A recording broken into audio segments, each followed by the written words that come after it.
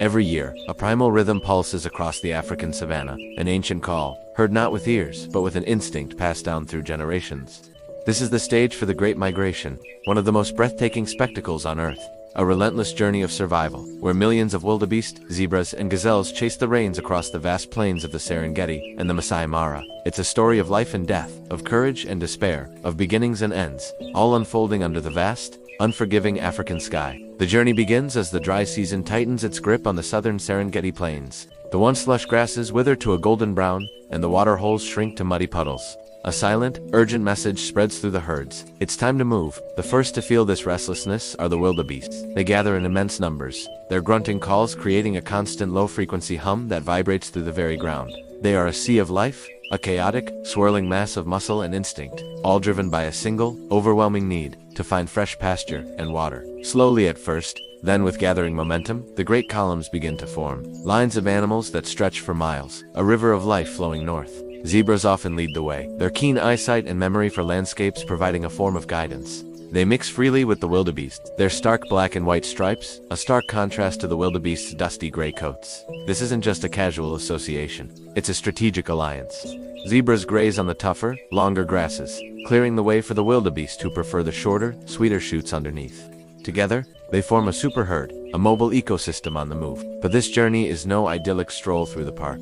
Every step is fraught with danger.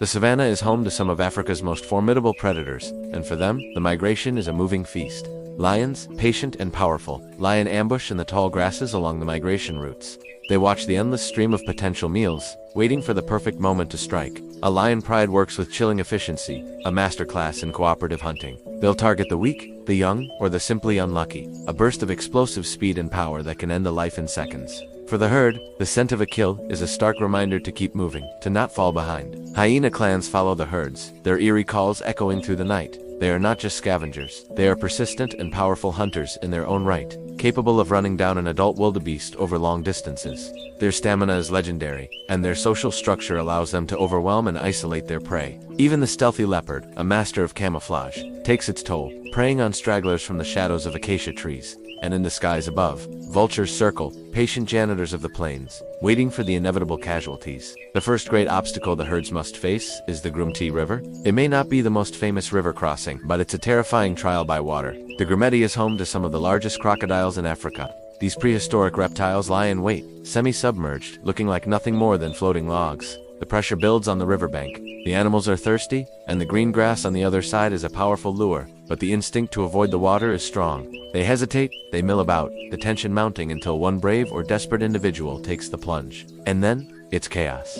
The herd surges forward, a torrent of bodies leaping into the water. The crocodiles sprang to life, their powerful jaws creating a terrifying spectacle. They are masters of their domain, creating a vortex of panic and survival. For every animal that makes it to the far bank, exhausted but alive, another might fall prey to the giants below. The river runs red, a brutal toll for the right to continue the journey north. But the most famous and dramatic chapter of the migration is yet to come, the crossing of the Mara River. This is the ultimate test. The river is wide, the currents are strong, and the banks are often steep and treacherous. The scenes here are biblical in their scale. Thousands upon thousands of wildebeest gather on the cliffs, a mass of indecision and fear. The air is thick with dust and the sound of their calls.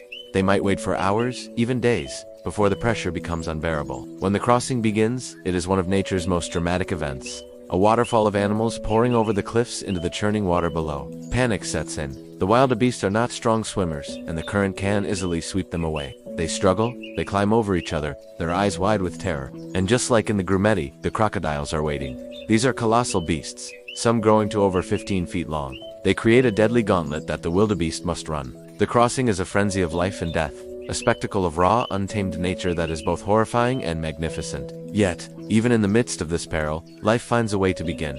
The migration is not just a journey of death, it is also a journey of birth. Astonishingly, the wildebeest calving season is highly synchronized, over a short period of just 2 to 3 weeks. Typically on the southern plains before the migration truly begins. Around 500,000 calves are born. This is a survival strategy. By flooding the plains with newborns all at once, they overwhelm the predators. There are simply too many calves for the lions, hyenas, and cheetahs to possibly eat them all. A wildebeest calf is a marvel of evolution. It can stand within minutes of birth and run with the herd within the hour. It has to. There is no time for weakness. The mother and calf bond instantly, a connection crucial for survival in the chaos of the herd. The mother's milk is rich, giving the calf the energy it needs for the long journey ahead. This explosion of new life replenishes the herds, ensuring that the great cycle can continue year after year. The sight of these gangly, awkward calves, full of life and energy, is a powerful symbol of hope and resilience in this harsh environment. After conquering the Mara River and grazing on the lush grasses of the Masai Mara in Kenya, the cycle begins to turn once more. The rains in the north begin to fail, and the scent of distant showers from the south calls them back.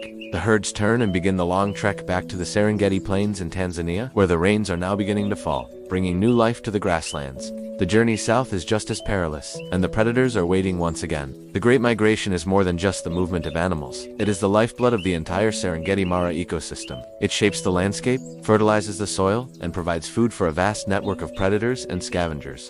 It's a perfect, intricate dance of life, death, and renewal, a system that has been in balance for millennia. To witness the Great Migration is to witness the raw power and beauty of the natural world. It's a humbling experience, a reminder of the ancient rhythms that still govern our planet.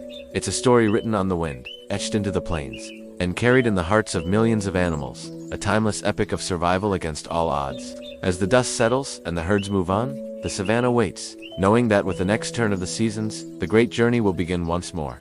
Thank you for watching, and if you're as fascinated by the wonders of our planet as we are, don't forget to subscribe for more journeys into the wild.